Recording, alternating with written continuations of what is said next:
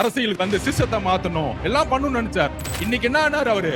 கடைசியில ரெட் ஜெயின் பிக்சர்லயே நடிக்க போயிட்டார். ரஜினி சாரை பத்தி யாராவது இதுல எது பேசினாலும் அது ஒரு சார் சார் உங்களதான். இங்கே சில பேர் சில கருத்துக்களை சொல்லிக் கொண்டிருக்கிறார். எங்களை பொறுத்தவரையிலும் போற்றக்கூடியவர், பாராட்டக்கூடியவர், வாழ்த்தக்கூடியவர் என்பதை நான் இந்த நேரத்திலே தெரிவித்துக் கொள்கிறேன். பாராட்ட வேண்டிய, போற்ற வேண்டிய தலைவர்களிலே, பெருந்தகைகளிலே ஒருவர் தான் அண்ணன் ரஜினிகாந்த் அவர்கள். ரஜினி சார் அவர்களுக்கு என்னுடைய வருத்தத்தையும் என்னுடைய மன்னிப்பையும் பகிரமாக நான் கேட்டுக்கொள்கிறேன். தமிழ்நாட்டில் எம்ஜிஆருக்கு அப்புறம் ஒரு பிரபலமான ஒரு தலைவரா ரஜினிகாந்த் அவர்கள் வரணும்னு நினைச்சார். அரசியலுக்கு வந்து சிஸ்டத்தை மாத்தணும் எல்லாம் பண்ணணும்னு நினைச்சார்.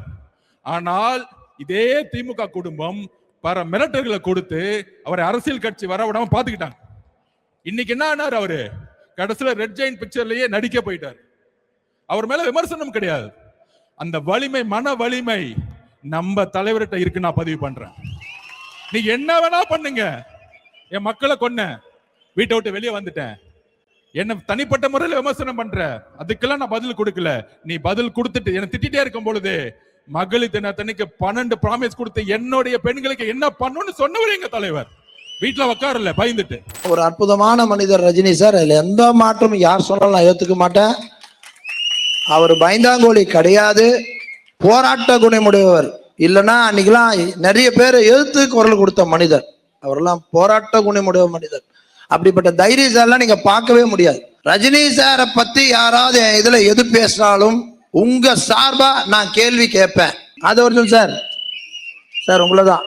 எனக்காக அது எங்க ரசிகர்கள் ரொம்ப வருத்தப்படுறாங்க, நீ ஏதோ தப்பா பேசுன மாதிரி. தலை சிறந்த தலைவராக திரைப்படத்தில் விளங்கியவர் போற்றல்குடிய ரஜினி அவர்கள். 2019 நான் கல்வித்துறையில் பல்வேறு மாற்றங்களை உருவாக்குற போது அவர் ஒரே வரியை சொன்னார். தமிழ்நாட்டில் சிறந்த கல்வித்துறை அமைச்சர் என்று பாராட்டினார். நான் எதற்காக இதை சொல்லுகிறேன் சொன்னால், திறந்த மனது அவரிடத்திலே இருக்கிறது, மனிதனையும் அவரிடத்திலே இருக்கிறது, நேர்மையை பாராட்டுகிற சக்தி அவரிடத்திலே இருக்கிறது என்பதை என்னால் காண முடிந்தது. அப்படிப்பட்ட தலைவரை பற்றி இங்கே சில பேர் சில கருத்துக்களை சொல்லிக் கொண்டிருக்கிறார். எங்களை பொறுத்தவரையிலும் போற்றக்கூடியவர், பாராட்டக்கூடியவர், வாழ்த்தக்கூடியவர் என்பதை நான் இந்த நேரத்திலே தெரிவித்துக் கொள்கிறேன். நம்முடைய உள்ளத்தில் வைத்து பாராட்ட வேண்டிய, போற்ற வேண்டிய தலைவர்களிலே, பெருந்தகைகளிலே ஒருவர் தான் அண்ணன் ரஜினிகாந்த் அவர்கள். தமிழ்நாட்டு மக்களுக்கு பிரச்சனை என்று வருகிற போது அந்த தமிழர் மக்களின் உணர்வோடு தன்னை கலந்து கொண்டு எல்லா காலகட்டங்களிலும் துணை நின்றவர் என்பதை யாரும் மறுக்க முடியாது. சாதாரண மனிதராக பிறந்து மாமனிதராக வளர்ந்து தன்னை வாழ வைத்திருக்கிற இந்த தமிழ்நாட்டு மக்களுக்காக குரல் கொடுக்கிற உள்ளம் அவர் உள்ளம் என்பதை தமிழக வெற்றி கழகத்தினுடைய தலைவர் அறிவார், நாங்கள் அறிவோம். அன்னைக்கு ரஜினி சார் கட்சி ஆரம்பிக்கும் பொழுது கடுமையா விமர்சனம் பண்ணது இபிஎஸ். ஆனா இன்னைக்கு சொல்றாரு, அவரை பொத்து புகழ்ந்துட்டு இருக்கார். இந்த சூழ்ச்சி நமக்கு தெரியுமா? நமக்கு தெரியாது. நம்ம ஒரு தூய உள்ளம். அதையும் மீறி இன்றைக்கு ரஜினி சார் கிட்ட ஒரு அறிக்கை வந்துச்சு. ரஜினி சாருக்கு எல்லா உண்மைகளும் தெரிஞ்சிருக்கலாம். ஆனால் இந்த விவாதங்கள் இதெல்லாம் பார்த்து அவரு தன்னுடைய மனசுல தப்பா நினைக்கிறதுக்கான வாய்ப்பு இருக்குன்னு அவர் அறிக்கையை பார்த்து தெரிஞ்சுக்கிட்டேன். எங்களுடைய பாசத்துக்குரிய ரஜினி சார் அவர்களே, எங்களுடைய தலைவருக்கும் நீங்கள் தலைவர் அப்படின்னு அசோகன் சொன்னார். எங்களுடைய தலைவருடைய நிலைப்பாடும் தான் எங்களுடைய நிலைப்பாடும்.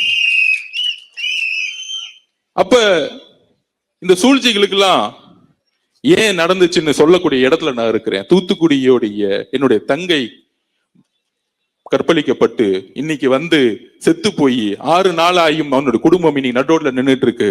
இது திசை திருப்பதுக்கு தான் இந்த பிரச்சாரம்.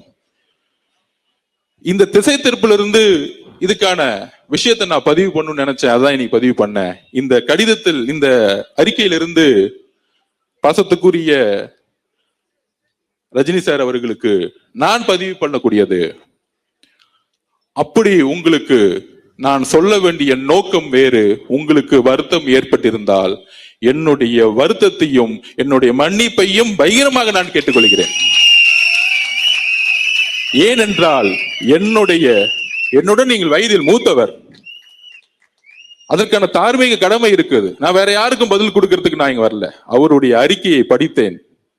அவருக்கு ஒரு உணர்வு ஏற்பட்டிருக்குது. அந்த உணர்வுக்கு நான் மரியாதை கொடுக்கிறேன். ஆனால் இந்த திமுகவுடைய சூழ்ச்சிகள், 22 கட்சிகள் கூட்டணி உருவாக்கி திருப்பி ஆட்சிக்கு வரணும் ஒரு பொய்யான பிரச்சாரத்தை உருவாக்கப்படுகிறீங்களா? அதெல்லாம் தூக்கி எறியக்கூடிய ஒரே வலிமை நம்ம கட்சிக்கு மட்டும்தான் இருக்கு. Thank you.